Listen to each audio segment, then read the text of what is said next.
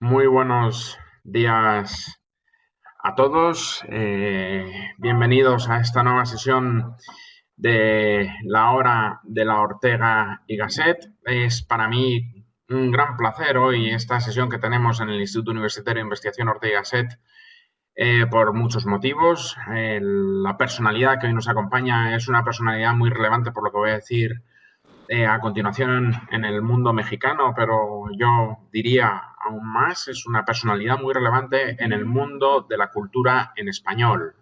Hoy contamos con el rector de la Universidad de Guadalajara, Ricardo Villanueva Lomelí, que como saben todos ustedes es la universidad que organiza encuentros tan relevantes para la cultura en nuestra lengua común como es la Feria Internacional del Libro, la feria del libro más importante del mundo en nuestra lengua, ¿no? Y por tanto ahí, desde luego, nos sentimos todos los hispanoparlantes representados en esa bellísima ciudad a la que me siento también vinculado en lo personal, puesto que me honro en codirigir con el rector de la universidad, del Centro Universitario de Lagos de Moreno de esa Universidad de Guadalajara, Aristarco Regalado, la cátedra Gregorio Marañón, que pusimos en marcha la Universidad de Guadalajara y la Fundación Ortega Marañón en 2018, por la cual esa cátedra facilita que conferencistas vayan a México y vengan a Madrid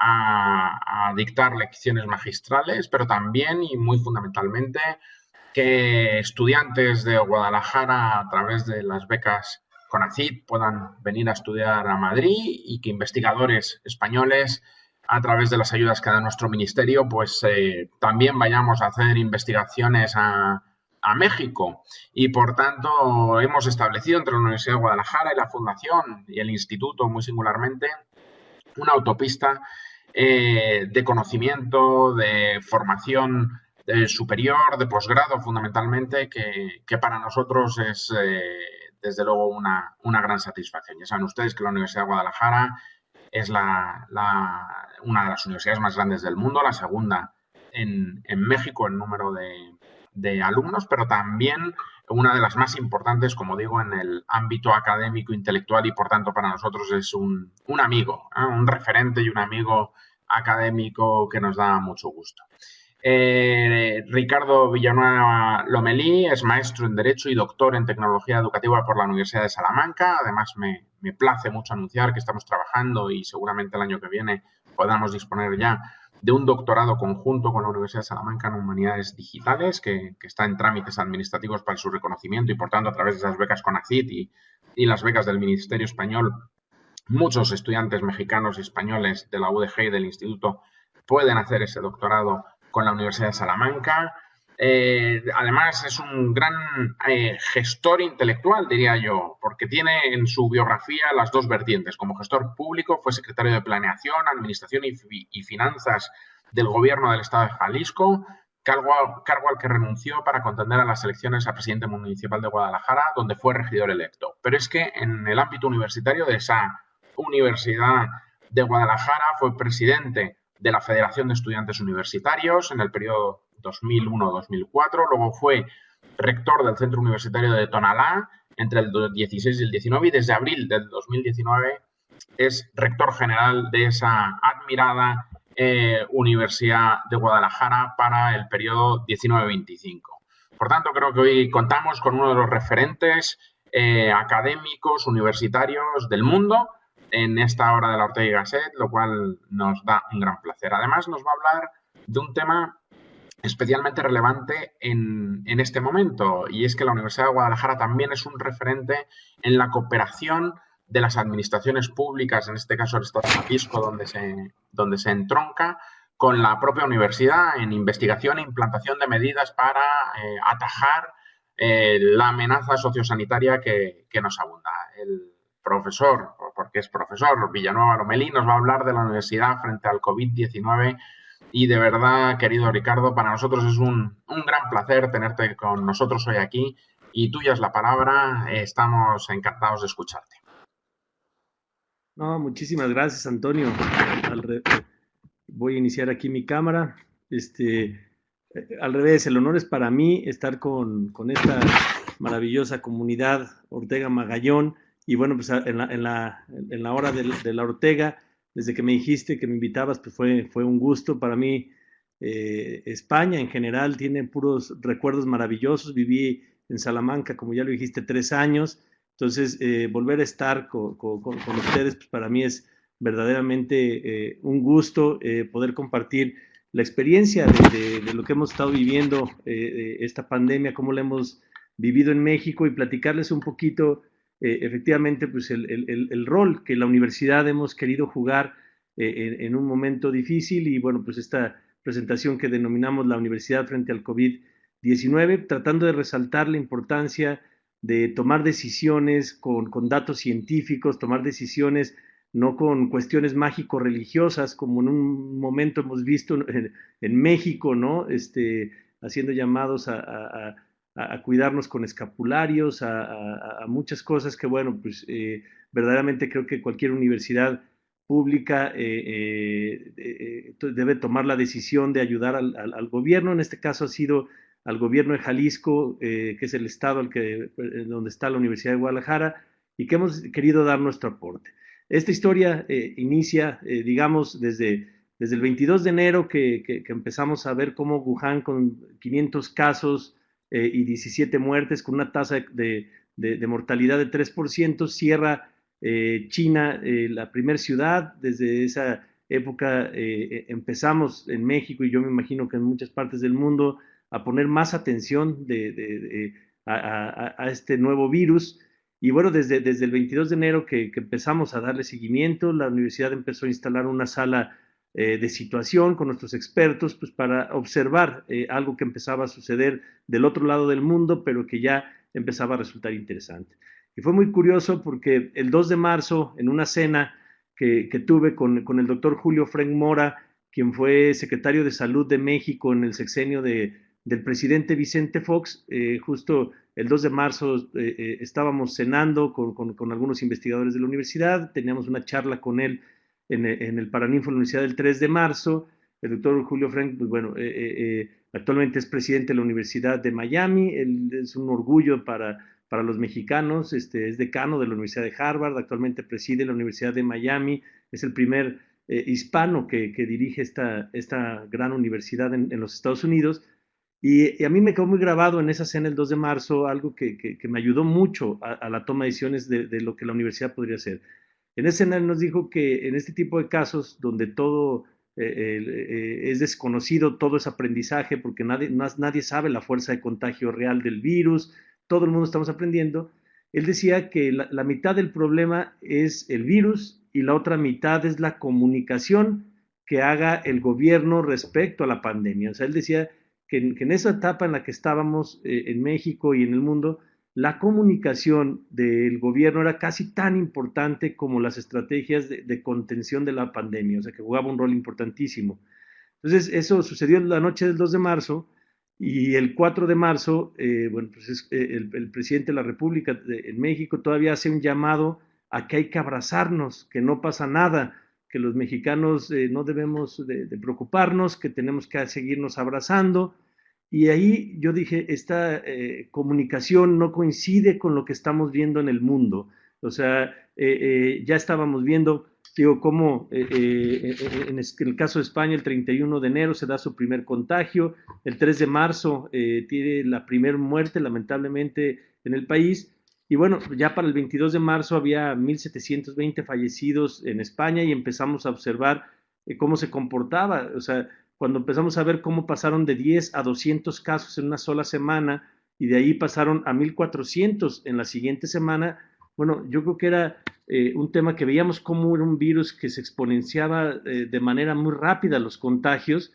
Y ahí fue cuando ya la universidad decidimos dar un paso adelante, porque no nos coincidía el discurso gubernamental que teníamos en México con el comportamiento que estaba teniendo la pandemia en Europa, con el comportamiento que tuvo en China.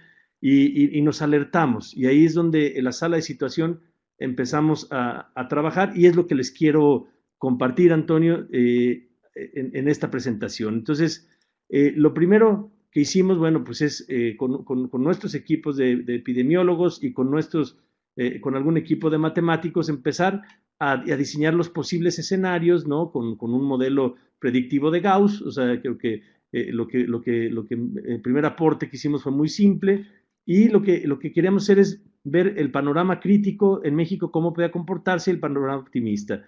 Y detectamos que el 19 de marzo iba a empezar ese crecimiento de la curva en México, y alertamos al gobierno del estado. Fue el primer contacto que yo tuve con el gobernador del estado, fue cuando hicimos esta proyección, digamos, en las primeras semanas de marzo, y empezamos a actuar. Entonces informamos al gobernador que el 19 de marzo, como lo podemos ver aquí, era una fecha clave para ya empezar a detener. Entonces hicimos un sistema proyectivo de 5 días en 5 días, porque la cantidad de casos nos daba para no poder proyectar más allá de 5 días. Entonces empezamos la universidad a hacer un sistema proyectivo. Y bueno, cuando tomamos esta decisión, el país todavía no suspendía clases, veíamos que no se tomaban decisiones, y bueno, Jalisco fue el primer estado en el país que suspende clases. Lo hicimos anticipadamente a la Federación. La Universidad de Guadalajara fue la universidad pública, la primera universidad pública del país que decide suspender clases porque no veíamos con claridad las decisiones gubernamentales, y afortunadamente, bueno, pues se empezó a contar con el apoyo del gobierno del estado para tratar de que el 19 de marzo ya empezáramos a contener esa curva. Esta gráfica la explico rápidamente. Lo que intentamos fue hacer un análisis de las decisiones, cómo se estaban tomando en otros países, ¿no? Entonces pusimos el caso de China, que es la línea naranja, el caso de Corea del Sur como un referente que veíamos de contención de la pandemia. Eran los únicos que habían logrado hacer esa meseta, achatar la curva. Y bueno, el caso de Estados Unidos, Italia y nosotros.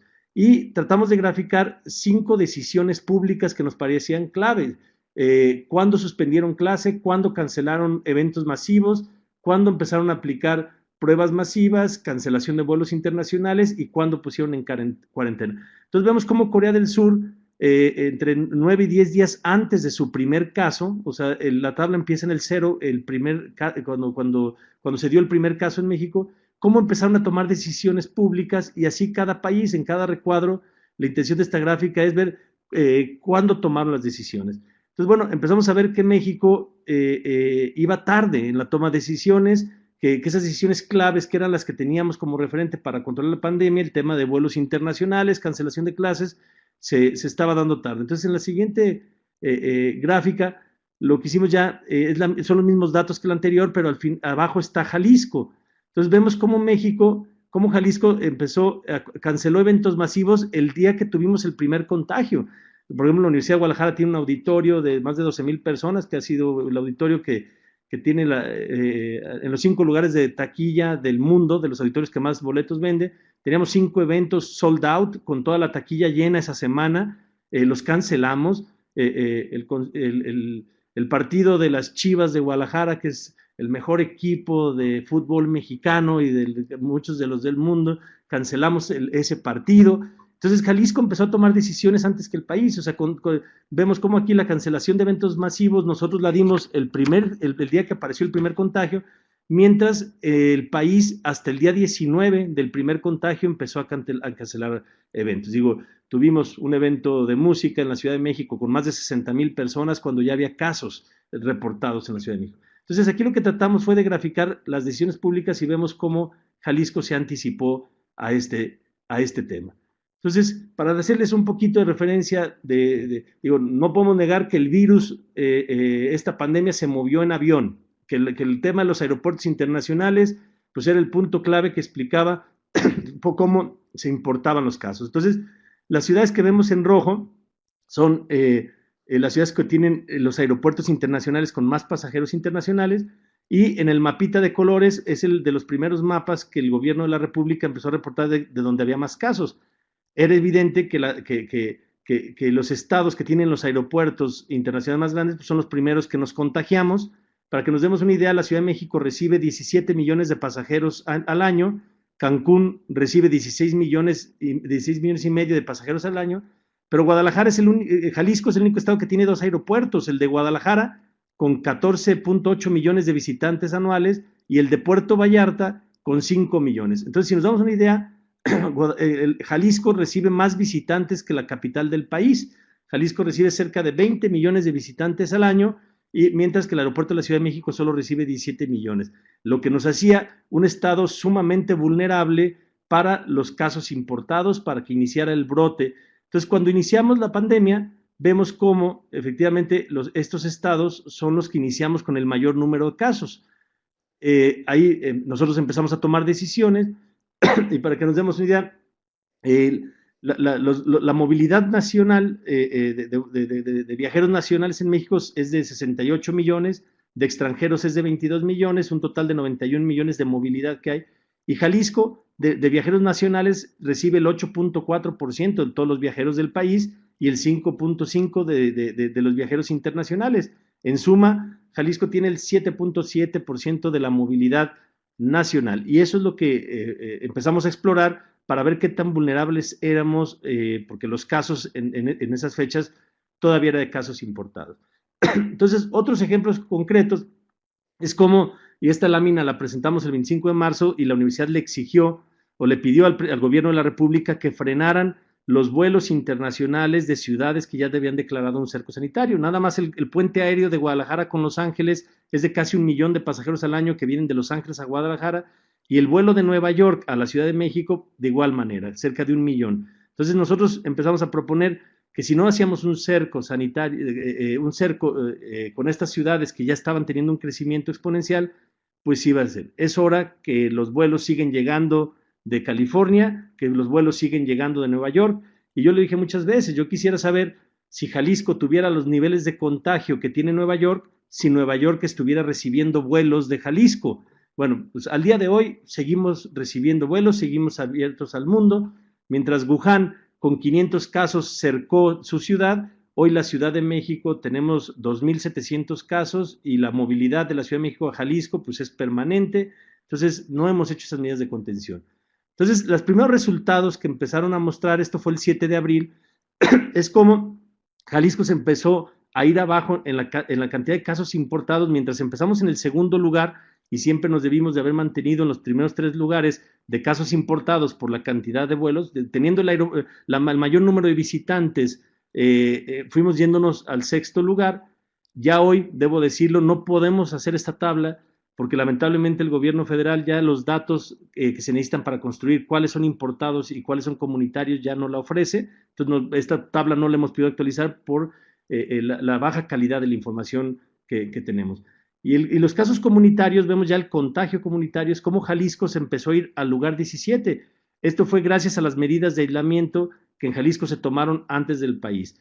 Hoy Jalisco está en el lugar número 24 de contagios per cápita, digamos, por cada 100,000 habitantes, de haber empezado en el número 2 por el tema de los aeropuertos. Hoy, de 31 estados que tiene México, Jalisco está en el lugar número 24 con cerca de 220 casos, mientras la capital del país está con 2,700. El siguiente análisis que hicimos, y me voy más rápido, fue empezar a revisar con los otros países que ya estábamos viendo nuestras condiciones de obesidad, nuestras condiciones de todas esas características que veíamos en el mundo, que eran donde estaban los sectores vulnerables, donde se estaban provocando el mayor número de muertes. Pues vemos que la única virtud que tiene México es la juventud. Mientras la edad promedio de México es de 29.3 años, pues la de Italia es de 46 o la de España es de 43.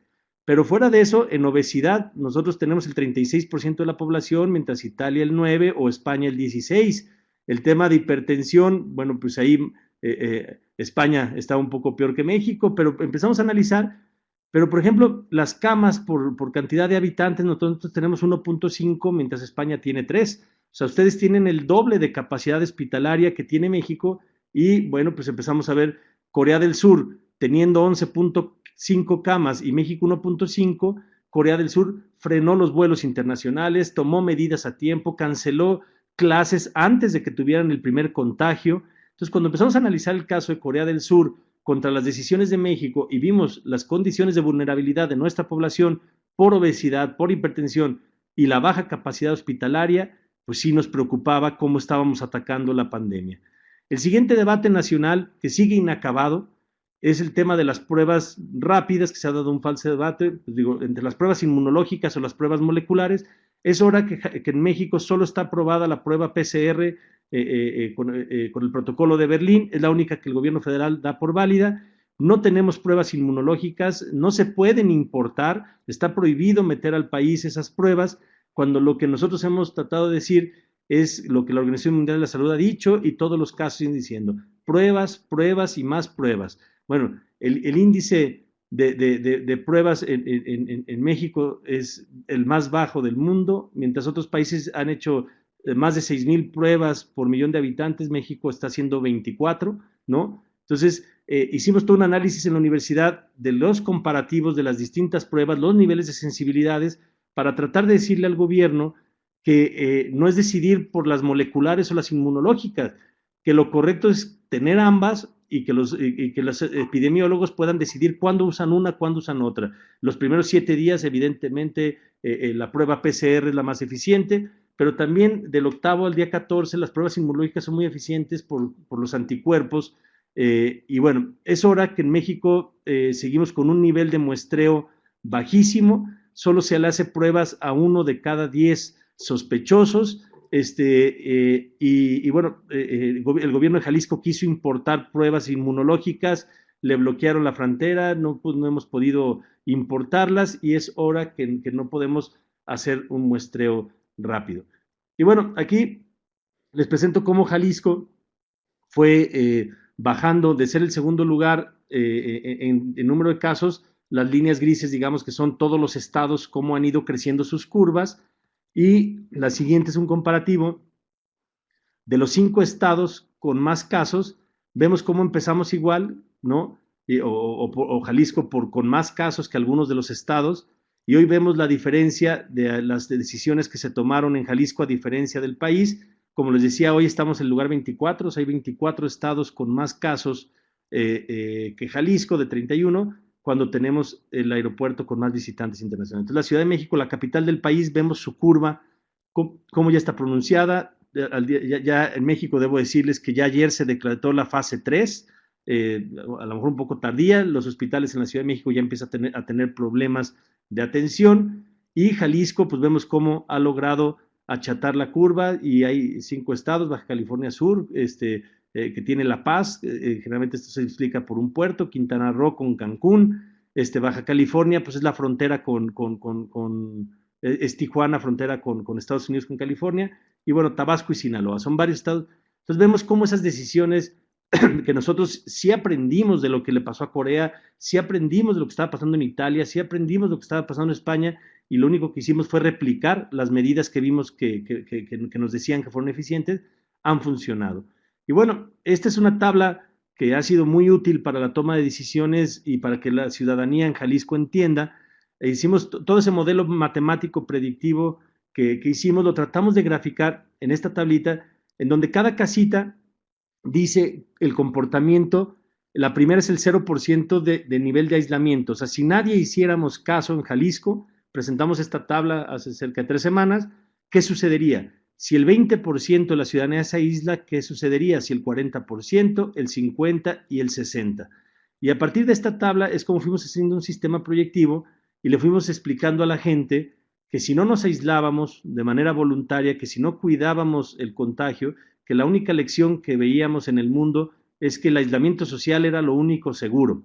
Y bueno, empezamos a graficar cómo se iba a comportar. La verdad es que los jaliscienses se han portado bien. Ahorita, al 19 de abril, que fue la proyección, la última proyección que hicimos, la hicimos el 7 de abril, le dijimos a los jaliscienses, el llamado fue a que por lo menos el 60% de la población se aislara, y bueno, podemos ver el resultado. Del lado derecho son los casos reales en la tabla naranja, y cómo al 19 de abril llegamos con 198 casos, cuando nuestro sistema de predicción decía que si el 60% de los jaliscienses nos aislábamos, llegaríamos entre 185 a 195 casos. Pero ahora lo que ya proyectamos es al 30 de mayo, y lo que le estamos tratando de decir a los jaliscienses, bueno, tenemos la proyección al 17 de mayo en esta línea y al 30 de mayo. Y ahora lo que nos vamos a jugar, porque ahora sí entramos a la fase 3 en Jalisco, y es lo que estamos tratando de comunicar con campañas, es que los jaliscienses vamos a jugarnos este mes, en mayo, si terminamos mayo con 1,700 casos, digamos con 1,600 a 1,696 casos, o si solo el 40% no se aísla, a 222,000 casos. O sea, lo que nos estamos jugando en este mes en Jalisco es de 1,700 casos, que pues, si nos seguimos portando bien como hasta hoy vamos, podríamos terminar mayo con 1,700 casos en Jalisco, y si bajamos los niveles de medida de relajamiento, podemos llegar a 222,000. Y bueno, pues Jalisco, el gobernador de Jalisco es el primer gobernador que decreta obligatorio el aislamiento, en el país no se ha decretado, y en Jalisco a partir de este domingo ya se decretó como obligatorio, justo para poder contener la pandemia en estos niveles. Y termino diciéndoles lo que estamos trabajando para las siguientes fases. La universidad está tratando ya de hacer una proyección, porque el problema con los niveles socioeconómicos de México, sabemos que la siguiente pandemia es económica, la siguiente crisis económica, la siguiente crisis es de la gente que está perdiendo su empleo, de la gente que no puede quedarse en casa. Entonces, con Noel Gutiérrez y con Gerardo Chauvel y con Néstor, Humberto, algunos investigadores de la universidad y otros que están ahorita en la Universidad de California en San Diego, estamos aprovechando unas investigaciones que ellos ya tenían para utilizar datos del censo de población, el censo económico, y tratar de representar de manera explícita cuáles negocios y cuánto tiempo deberían de cerrar y qué porcentaje de personas quedarse en casa para tener una reactivación económica. Lo que estamos intentando es hacer un modelo predictivo de cómo en una mezcla entre las escuelas, cierre de escuelas, el aislamiento de los casos, los negocios no esenciales y hasta el uso de mascarillas, que en este país se sigue diciendo que no sirven para nada, cuando de algo servirán las mascarillas. Estamos graficando el tipo de actividad, entonces en la zona metropolitana de Guadalajara, porque ahora la movilidad va a ser interna. Entonces graficamos todas las primarias, secundarias, todas las preparatorias, universidades, todo el comercio, la industria, los servicios y servicios esenciales, para tratar de a partir de esta georreferenciación ver cómo le hacemos una proyección al gobernador para que con estrategias focalizadas en junio, si todo sigue bien, se pueda empezar a reactivar las actividades económicas en Jalisco para evitar que se caiga la economía. Y bueno, lo último es, iniciamos un plan, al no tener pruebas rápidas, la única que tenemos autorizada es la PCR. Jalisco podía hacer 120 pruebas por día, es la capacidad que tenía instalada el Estado de Jalisco, y la universidad activó, le pidió a todos sus investigadores los equipos PCR que teníamos disponibles.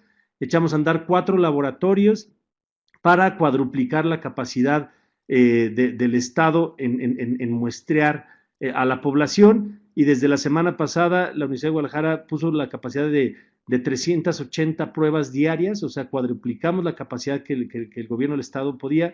Con los equipos de nuestros investigadores hicimos una inversión de cerca de 1 millón de euros, digamos, para poder habilitar los laboratorios, y Jalisco es el único estado que está haciendo 4 veces más pruebas que las que hace el país. Quisiéramos hacer más, pero lamentablemente sin poder tener pruebas inmunológicas o pruebas PCR rápidas, pues ha sido imposible. Entonces, es la experiencia que yo les quería compartir, Antonio. No sé si dediqué más tiempo, no sé cómo voy, pero bueno, quise de manera gráfica platicarles cómo va México, lo que hemos aprovechado, lo que hemos aprendido de ustedes y lo que no hemos querido aprender, y que en Jalisco lo hemos intentado hacer manera. Y yo concluiría esto, pues la importancia de que las universidades seamos parte de la toma de decisiones, y como inicié diciendo, que las decisiones públicas se tomen con datos científicos cercanos a la comunidad universitaria, y no se desprecie la inteligencia de las universidades, como en ocasiones ha sucedido en este país, pues es clave para salvar vidas. Y en Jalisco está siendo clave esa toma de decisiones de nuestros investigadores con el gobierno del Estado para textualmente salvar vidas. Pues realmente nos quedamos impresionados y deslumbrados, Ricardo, con la capacidad y la acción de esa estupenda universidad, los que hemos tenido ocasión de visitarla y quedarnos muy impresionados de algo que es conocido en todo el mundo, y es vuestro nivel, pues en esta capacidad que habéis tenido de acción, y que también desde la Complutense estamos haciendo un trabajo muy sustantivo en relación con el gobierno de la Comunidad Autónoma de Madrid. Creo que son 2 ejemplos muy buenos para cómo las universidades pueden ayudar en este contexto, ¿no? La acción ejemplar que a través de los hospitales civiles estáis llevando a cabo, esas cifras que has dado de cómo en función de la ejemplaridad del aislamiento social puede pasar de 1.700 casos a 220.000, realmente intimidan, ¿no? Son unas cifras intimidantes para el observador que tanto admira esa querida tierra jalisciense, ¿no? En todo caso, creo que a estas alturas de la extensión de la pandemia, Jalisco es un ejemplo para todos. Creo que además la UDG está haciendo muestra de su músculo que conocíamos bien para cuestiones de, como decía en mi introducción, la proyección cultural del mundo artístico, intelectual y académico en español a través de vuestra magnífica feria o el Festival de Cine o tantas cosas, pero que efectivamente todos los que hemos tenido la suerte de visitar vuestra sede en Guadalajara, pues nos hemos quedado deslumbrados, ¿no? Con el Museo del Futuro, que yo creo que es el único museo del futuro que uno ha encontrado, ¿no? Por ahí, que está excelentemente bien desarrollado, esa biblioteca con incunables y con tantos fondos que realmente está al nivel de las mejores del mundo. Yo, además, me enorgullece y me satisface que hagas esa referencia a las Chivas, porque todo el mundo sabe que las Chivas está hermanada con el Real Madrid, que es el gran equipo de fútbol español que lleva el nombre de España por el mundo y, por tanto, está muy bien que las Chivas den ejemplo, ¿no? En ese sentido. O el dato del auditorio Telmex, para quien no conozca Jalisco y no tenga esa suerte de haber visitado el auditorio, es sin duda uno de los centros culturales del mundo, tiene una capacidad extraordinaria. Yo me quedé impresionado cómo pueden hacer una ópera y un concierto de pop prácticamente en el mismo día, una capacidad de gestión cultural que nosotros en el instituto utilizamos como ejemplo para tantas cosas, ¿eh? O sea que en ese sentido no solo sois referencia en lo teórico o en tiempos de bonanza, sino que sois referencia y nos sentimos muy, muy impresionados también en una situación tan extraordinaria como la que hoy nos afecta a todos, ¿no? Yo enlazo con las preguntas que hacen algunos de nuestros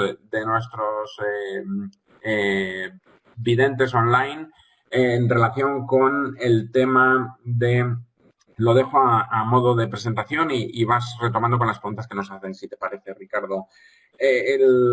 Como historiador y como director de un instituto de posgrado y tú como rector, supongo que también te preocupa a mí esta idea que a México se afecta muy singularmente, Jalisco, por este corredor que tenéis con Los Ángeles. Hay algunos que estamos horrorizados con esta idea de levantar muros y de generar fronteras cuando sabemos que el mundo hoy es global y efectivamente tú has reseñado muy delicadamente y de manera muy cortés cómo los virus viajan en avión y efectivamente no entienden de pasaportes ni de nacionalidades y por tanto qué hubiera ocurrido si fuera al revés, tal y como lo has planteado tú en relación con Nueva York o Los Ángeles, ¿no? Y en ese sentido creo que es una gran aportación y una declaración muy valiente la que haces en esa apelación a que solo hay una raza, la raza humana, y que efectivamente todos somos seres humanos y todos estamos en ese, y que por tanto no hay muros ni dignidades distintas por el lugar de nacimiento de ninguna persona, ni ningún gobierno tiene la legitimidad para discriminar en ese sentido, ¿no? Y por tanto quiero aplaudirlo aquí personalmente, ¿no? La otra cuestión, y entronco con algunas preguntas que nos hacen, es qué pasa con esas personas o esas situaciones relacionadas con la economía informal, ¿no? Que llaman los técnicos en sociedades como las nuestras, donde efectivamente a veces son mucho más que notables, ¿no? En cómo le podemos exigir aislamiento a personas que dependen, ¿no? de esos ingresos para llegar a fin de mes, ¿no? En ese sentido, Pedro pregunta también sobre qué opinas sobre un regionalismo o la evolución de la posición de líderes como vuestro presidente o Bolsonaro en relación con el coronavirus en términos de geopolítica. Entiendo que más o menos has contestado esto, pero no sé si quieres abundar un poco más digo, para los que no son mexicanos, en la relación de un Estado federal como el vuestro entre la capacidad de los estados, las planteado en relación con los aeropuertos y su capacidad, ¿no? Y cómo, al ser aeropuertos internacionales, pues también esa relación federal entre el gobierno de la República y los estados, pues a veces tiene que ser más fluida, ¿no? Sí, bueno, sí, yo creo que empezaría a lo mejor al revés, Antonio. Efectivamente, el tema de la relación de la república con los estados. O sea, al final México es una república, está conformada por estados, pero también no podemos negar nuestra larga historia presidencialista, ¿no? El peso que tiene el gobierno federal en nuestro sistema político, pues en ocasiones es avasallador, ¿no? Por temas fiscales, por temas de la relación de los estados con la federación, pues es casi total, ya que desde hace muchos años, cuando se firmó el Pacto Federal, los estados dejaron de recaudar, le pasaron todas sus facultades de recaudación a la federación y se generó una dependencia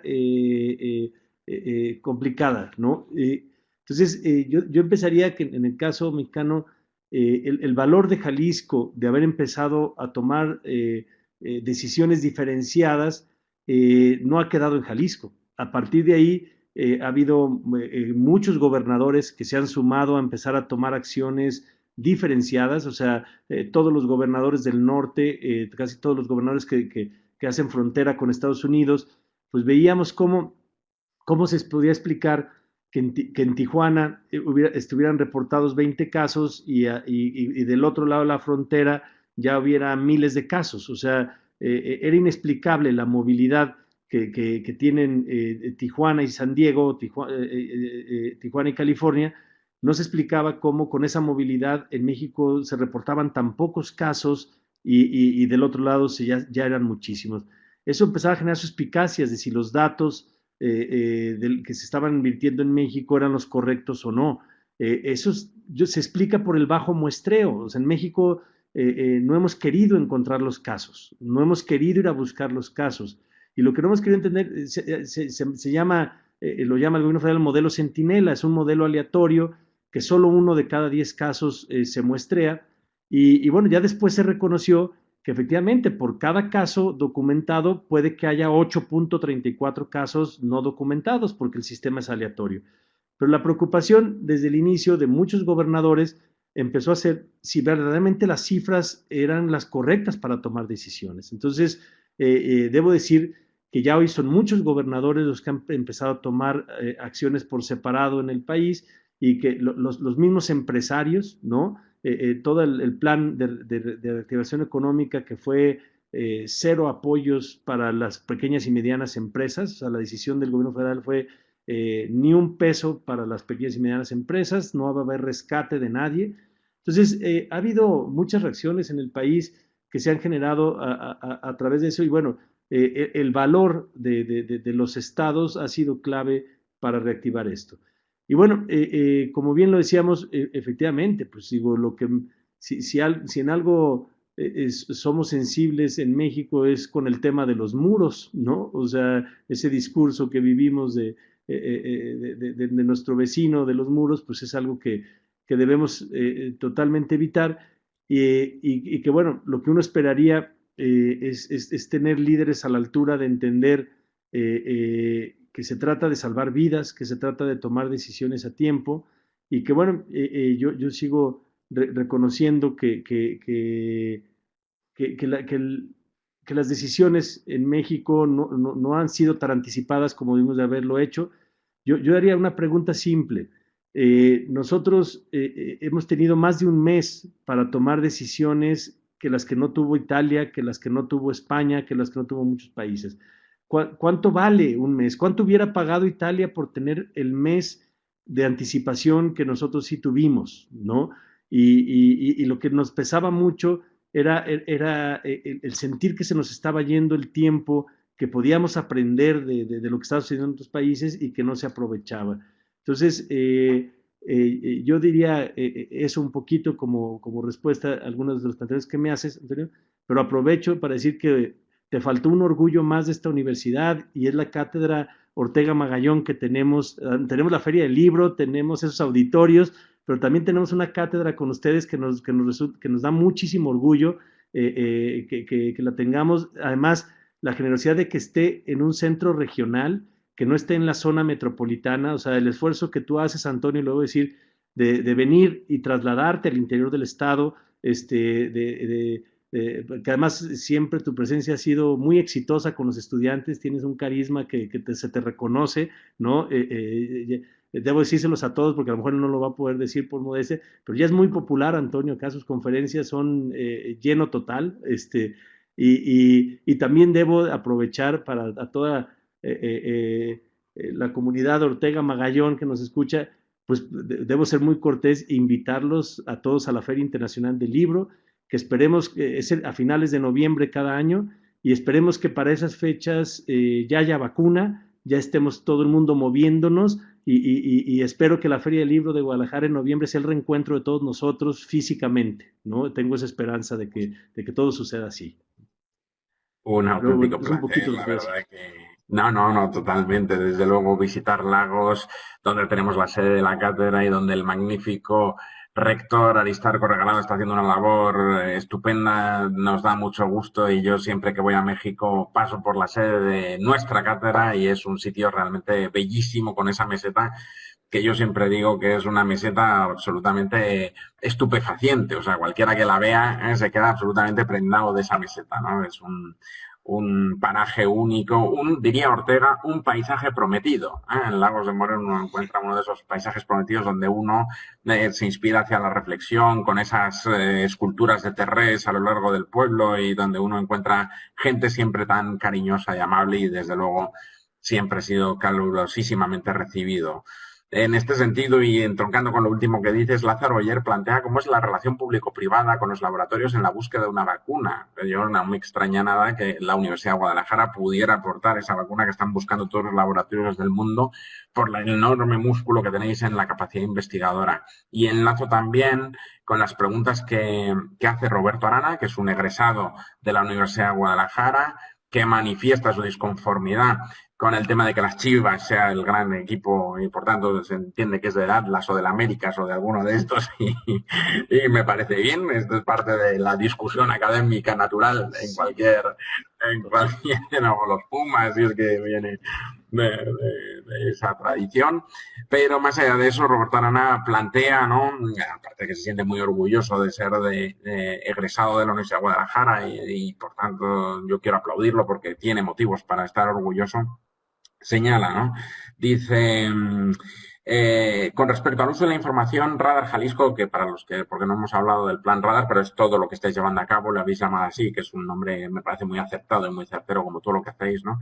Dice Radar Jalisco, siendo una estrategia activa en colaboración entre el gobierno del Estado y la UDG para la detección de casos de COVID en el Estado, traerá consigo un aumento en las cifras de comparación con otros estados del país que actúan pasivamente. En este sentido, pregunta, ¿cómo coordinar distintas estrategias en diferentes regiones para combatir un mismo problema?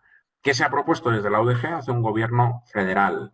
Entiendo que en concreto porque el resto lo has hecho. Y el mismo Roberto pregunta, abordando el conflicto como una oportunidad para cambios institucionales, ¿qué medidas de monitoreo y evaluación se contemplan para corroborar el impacto generado tras Radar Jalisco y se han planteado el uso de prácticas gubernamentales como el MIDE Jalisco con más los aportes de la UDG para ello? Y en este sentido, además, te añado, Ricardo, que es una ocasión excelente también para hacer un estudio comparado entre por supuesto a escala, ¿no? Entre la situación y lo que ha pasado en España y en México, tanto desde tu institución como desde el instituto, ¿no? Para hacer un estudio serio, analítico y fundado en perspectiva comparada que creo que deberíamos hacer, ¿no?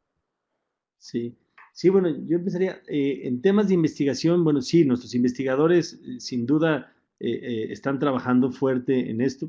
Digo, como en muchos lugares del mundo ya se está intentando el tema del plasma y aquí aprovecho para decir, o sea, cómo si hubiéramos tenido pruebas masivas y supiéramos casos de gente que fue asintomática, que tuvo el virus y que no manifestó síntomas, y que se alivió, bueno, pues lo que hemos visto, como en muchas enfermedades, es los anticuerpos, ese organismo, ese ser humano que ya logró salir adelante del virus, generó anticuerpos que hoy se está investigando en todo el mundo y parece que es útil. La sangre de esa gente, pues es medicina para los pacientes graves, pues esos anticuerpos serían valiosísimos. Lamentablemente, en México pues, no estamos detectando casos asintomáticos, no hacemos muestras, entonces pues mucha gente que tuvo el virus y ahí no lo tiene, pues no nos puede servir y eso es parte de por qué debimos de haber hecho más pruebas desde el principio y hay investigación sobre esto, obviamente en nuestros hospitales.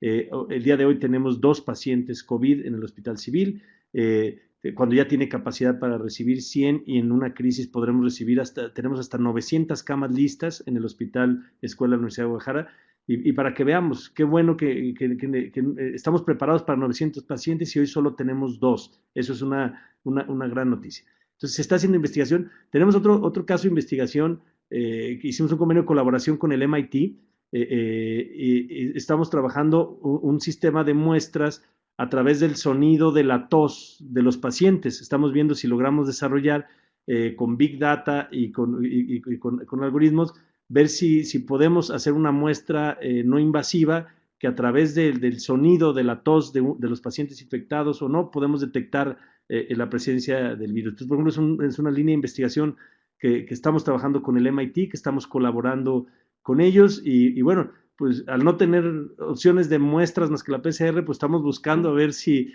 encontramos soluciones. Entonces, sí hay un trabajo de investigación, nuestros investigadores están haciendo. Lo que se decía, efectivamente, a lo mejor Antonio no hemos explicado bien o no, yo no fui tan claro y por las preguntas ya se necesita el tema de lo que se llama sistema radar Jalisco. México ha llevado una estrategia epidemiológica con lo que se ha llamado el modelo Centinela, que ya he hecho algunas referencias a él. Pues el centinela es un guardia que está parado esperando cuidar que nada pase. Y digamos que así fue el modelo. Es un modelo que solo estamos esperando a que los pacientes ya tengan síntomas claros, casi evidentes. Para que nos demos una idea, en la Ciudad de México ya deben de andar en un 30% de las muestras que hacen positivas. O sea, pues es que casi nos estamos esperando a que no se necesite casi la prueba, que ya sea evidente la enfermedad. Entonces, cambiamos ese modelo aleatorio, pasivo, en donde el país solo estamos esperando a ver quién manifiesta los casos ya con mucha claridad, es a los que les hacemos las muestras, ¿no? Y en Jalisco decidimos pues cambiar ese modelo a un sistema más activo, o sea, sí ir a buscar asintomáticos, los epidemiólogos han hecho una estrategia para buscar lo que llaman zonas rojas o zonas calientes y tratar de ir a buscar los casos por ejemplo, ya muestreamos a todos nuestros trabajadores de áreas COVID, ya se están haciéndoles pruebas, sean sintomáticos o no. Yo creo que todos los que trabajan con pacientes COVID tienen el derecho a la tranquilidad. Entonces, nosotros ya les ofrecimos a la universidad cada 15 días todos los pacientes, todos los trabajadores de áreas COVID tienen derecho a una muestra con nosotros, ¿no? Eso en el modelo Centinela no se puede, o sea, el Estado no puede usar muestras de las que le da el gobierno federal para pacientes asintomáticos. Si no tienes síntomas, no puedes muestrearte, ¿no?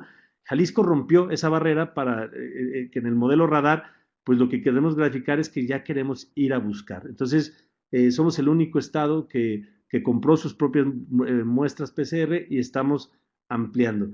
Y la última es, efectivamente, creo que es una gran opción. La Universidad de Guadalajara hace cerca de 18 años hizo el primer estudio de prospectiva. Es un estudio que trató de prospectar la educación, la población, los factores económicos a 20 años, ¿no? Se llama Jalisco a Futuro, es un esfuerzo. Realmente ha sido maravilloso los resultados de cómo nuestros investigadores vieron a Jalisco a futuro, trataron de hacer prospectiva y justo acabamos de reactivar unos webinars con todos los equipos de Jalisco a Futuro para hacer actualizaciones de Jalisco después de la pandemia, ¿no? ¿Qué va a pasar después? ¿Cómo las proyecciones que ellos mismos hicieron se van a ver afectadas? Porque no tenemos duda, Antonio, que sí va a haber un mundo antes del COVID-19 y va a haber un mundo después. O sea, eso creo que todos debemos de resignarnos a que algo cambió y que esperemos que cambie en positivo, porque también hemos visto como toda crisis tiene una oportunidad, hemos visto señales de vida, hemos visto lo frágil de nuestro modelo económico, hemos visto la fragilidad de nuestros sistemas políticos y hemos visto la fragilidad del ser humano. O sea, esa soberbia con la que nos hemos manejado como dueños del mundo, como dueños del planeta, como una especie hiperdepredadora, que hemos tenido pocos escrúpulos para adueñarnos de los recursos naturales y todo eso, pues yo espero que haya reflexiones profundas después de esto. Yo espero que esta tragedia, porque no puede ser otra cosa, esto ya es una tragedia mundial, también nos sirva a los seres humanos para que los filósofos, los historiadores, los abogados, los tecnólogos, todo el mundo, que haya aprendizaje. Yo espero que haya aprendizaje de esta tragedia, que saquemos algo positivo de este drama que estamos viviendo. Y ahí espero que podamos hacer colaboración con ustedes, Antonio, para trabajar algunas perspectivas de futuro, algunos retos. ¿Qué va a venir para el mundo después de esta pandemia? Yo creo que es algo que las universidades ya debemos de poner en el centro del debate. Seguro que sí, para nosotros será un gran placer y Guadalajara y Jalisco es un lugar privilegiado. Ahí confluyen en las 4 o 5 placas tectónicas, si no recuerdo mal, según me explicasteis. Es un centro neurálgico de la naturaleza y los tapatíos sois un fenómeno de la naturaleza en sí mismos. Por tanto, creo que ese es el lugar idóneo para replantearse el ser humano contemporáneo, sin lugar a dudas. Y hacen muy bien muchas personas como Ruth, de estar muy orgullosas de ser egresados y estudiantes de la Universidad de Guadalajara. Enlazo las últimas preguntas en estos últimos minutos. La de Daniel Villegas tiene mucho que ver con la de María Medina. La sintetizo en esta última, que pregunta qué medidas han recomendado para tomar, que han recomendado tomar para proteger a los colectivos más vulnerables como personas en situación de calle o los migrantes en tránsito, que ahí sabemos que es un lugar donde el tren mal denominado o tristemente denominado La Bestia pasa por ahí, ¿no? En una de sus ramificaciones por el área metropolitana de Guadalajara. ¿Cómo estáis gestionando eso? Sí, bueno, hubo una iniciativa de un bachillerato de la preparatoria número 7 de la universidad, que por cierto soy egresado de esa preparatoria orgullosamente. Hicimos un pilotaje ahí, el director tuvo una iniciativa de poner un centro de acopio, en donde la gente que tiene oportunidad, ahí se recibían víveres, despensas, y la gente que tenía una necesidad pudiera recoger. Empezamos con este pilotaje en una preparatoria, afinamos el modelo, empezamos a detectar pues, muchas cosas que parecía muy simple, pero bueno, pues gente que se forma 5 veces, cosas que suceden. Pero una vez afinado, hoy tenemos en 140 preparatorias de la universidad, esto es en cerca de 90 municipios de los 125 que tiene Jalisco. Tenemos estos centros de acopio y de apoyo para los que no pueden quedarse en casa. O sea, la universidad, el primer llamado que hizo fue quédate en casa, pero después nos dimos cuenta que no todo el mundo puede quedarse en casa, ¿no? O sea, que hay quien, si no sale a trabajar ese día, no tiene para comer ese día, ¿no? Entonces, hemos iniciado esta iniciativa que ya son 140 puntos de apoyo. Llevamos ya más de 5,000 apoyos otorgados a familias. Estamos tratando de hacer paquetes para que una familia pueda tener los insumos básicos. Y estaremos anunciando ya en estos días, acabamos de regresar, digamos, a actividades virtuales. La universidad el 20 de abril terminó el periodo vacacional, que no hubo, pero que bueno, estamos tratando de reactivar actividades virtuales en esta tipicidad. Y yo estaba esperando eso. Vamos a hacer una convocatoria a todos los universitarios a que donemos un día de nuestro salario, o sea, todos los que tenemos el privilegio de podernos quedar a casa con una quincena asegurada. Creo que estamos obligados a hacer un llamado a la solidaridad y bueno, estamos preparando una iniciativa para ver si los directivos de la universidad podemos donar 3 días de nuestro salario y convocar voluntariamente a todos los trabajadores de la universidad que quieran donar un día de su salario para generar apoyos a los más desprotegidos. Efectivamente, sabemos, digo, para colmo el precio del petróleo, amanecimos con la noticia, el presupuesto de México se hizo calculando a $40 el barril de petróleo, está a $3, llegó a estar el día de ayer a 20 centavos el barril, o sea, costaba más el tambo que el petróleo, ¿no? O sea, era más caro el recipiente o sea, estamos viviendo una mezcla de cosas que a nivel económico sabemos tendrán muchísimo impacto. El presidente de Estados Unidos ya anunció una política de cero inmigrantes, ¿no? O sea, para proteger el empleo de los norteamericanos. Sabemos el impacto que eso tiene para la gran cantidad de migrantes mexicanos en Estados Unidos. Entonces se nos está juntando un combo económico verdaderamente complicado, Antonio. Entonces yo lo dije al principio, estamos enfrentando una pandemia viral, pero lo que sigue inmediatamente es una pandemia económica. O sea, la crisis económica que se viene para México es preocupante y bueno, pues la universidad tratará de hacer un aporte, efectivamente, iniciando por los más desprotegidos, por los que viven al día, por todos esos informales, los autoempleos y las pequeñas empresas que son las que más rápido se van a ver afectadas, ¿no? Es sin duda una de las cosas que más impresiona a los que llegamos de fuera a Guadalajara y a Jalisco, pero muy especialmente a Guadalajara, es la enorme generosidad y la solidaridad de las gentes tapatías que enseguida se vuelcan con los migrantes y uno percibe inmediatamente que es una ciudad muy solidaria y tremendamente cultural, ¿no? El influjo de la universidad en esa avenida de Chapalita, en la rotonda, ¿no? Y cómo se llama la avenida esa Minerva. estupenda de los bares, eso es, en la Minerva y todo aquello, realmente es una ciudad muy acogedora donde tiene una gran pulsión cultural y humana, ¿no? Y por tanto creo que realmente todos esperamos cosas muchas y muy buenas de Guadalajara y de Jalisco, no solo las tortas ahogadas, como dice Roberto Arana, que también, por supuesto, y no voy a entrar en más discusiones futbolísticas, que esto puede ser eterno, y en todo caso, y ahora hablo como historiador, el Real Madrid es el mejor equipo de la historia, ahí están los datos, y por tanto todo lo demás son discípulos. O sea, Sí, no pasa nada. todo lo demás no tiene sustento Pero, científico. sí, sí, totalmente. Y también es verdad que gracias a gentes como Hugo Sánchez o insignes mexicanos como Hugo, ¿no? Algo Que aportamos, nos hicieron esto algunos goles. cerca, ¿no? Exacto, Chicharito que también contribuyó notablemente a alguna de nuestras últimas Champions League. Pero más allá de los deportes de entretenimiento que a todos nos divierten, vamos a terminar, si te parece, Ricardo, con todas esas felicitaciones que llegan de diferentes intervinientes y con la pregunta de José de Jesús Cabrera, ¿no? Que habla con el análisis estadístico de lo económico que se va a realizar en México y con la ayuda de los matemáticos del CUCEI, como el doctor Humberto Gutiérrez, ¿cómo abordaremos el impacto económico en la zona metropolitana de Guadalajara de la pandemia, eh, enlazando con esa idea de solidaridad y post, ¿no? Que vosotros sois. Sí, bueno, como lo decía al final, Antonio, ya estamos trabajando con un gran equipo de investigadores en colaboración con algunos egresados de nosotros e investigadores de la Universidad en San Diego.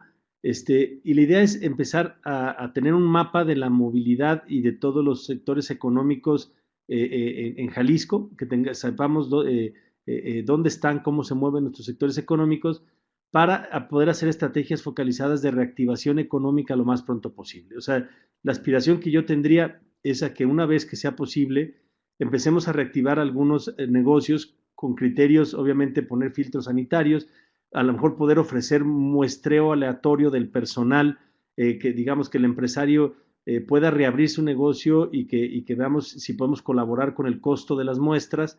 Digo, eso en medianas y grandes empresas se podría, en las pequeñas hay que ayudar, pero ya estamos haciendo todo un plan de reactivación económica. O sea, la universidad ahorita, además del aporte en la pandemia, ya tenemos a un grupo de investigadores economistas y a estos investigadores que estamos trabajando para rápido poder tener iniciativas de cómo reactivar la economía lo más pronto posible. Y efectivamente, en la parte cultural que decías, Antonio, también, pues digo, Guadalajara nada más tiene el tequila, el mariachi y la charrería, o sea, los tres íconos culturales de México. Tenemos la fortuna de que sean de Guadalajara. La torta ahogada, como bien lo dices, ya eres más tapatío, Antonio, que muchos de nosotros. Sabes, todos los equipos de fútbol mexicano ya vi y la gastronomía tapatía. México. Ya, igual que yo, ¿no? Yo también así me siento por el tiempo que viví allá con ustedes y que además es un país maravilloso, España, que extraño, que quiero volver pronto, a la Universidad de Salamanca, que quiero regresar. Hace poco me invitaron a una conferencia que no pude ir y todavía me duele no haber podido estar allá. Entonces, no, decir que sí. Y al instituto que tienes que venir. ahora ya voy a hacer escala forzosamente en el instituto, ¿no? Y ahí está, esperemos estar muy pronto. Entonces ya estamos trabajando eso, decirle a todos que la universidad ya se está preparando para aportar en el tema de la reactivación económica. Es nuestra siguiente preocupación. El reto ahorita es en mayo contener el aislamiento social, garantizar que esa curva exponencial, ya entramos a la fase 3 en México, que eso se contenga bien en Jalisco, pero ya estamos preparando cómo aportamos a la reactivación económica. Pues un auténtico placer escucharte siempre. Todos tenemos mucha confianza en el liderazgo que ejercéis desde la Universidad de Guadalajara, desde Jalisco, y realmente da gusto y sentimos una profunda admiración y un profundo orgullo sentirnos amigos vuestros y tan cercanos a esa universidad y a ese lugar donde nos sentimos tan queridos. De verdad, Ricardo, querido rector, es un auténtico placer tenerte en la Hora de la Ortega y desde aquí en toda la comunidad Fundación Ortega Marañón que se siente muy honrada de contarte entre sus amigos. Muchísimas gracias a todos y pronto te vemos por Madrid Y por y Guadalajara, seguimos acá los las esperamos conversaciones. a ti y a toda la comunidad de allá. Esperemos que la Feria del Libro ya podamos reencontrarnos físicamente. Ojalá que sí. Ojalá que sí. Pues hasta pronto y mañana retomamos con Daniel Linerarity la Hora de la Ortega. Muy buenos días a todos.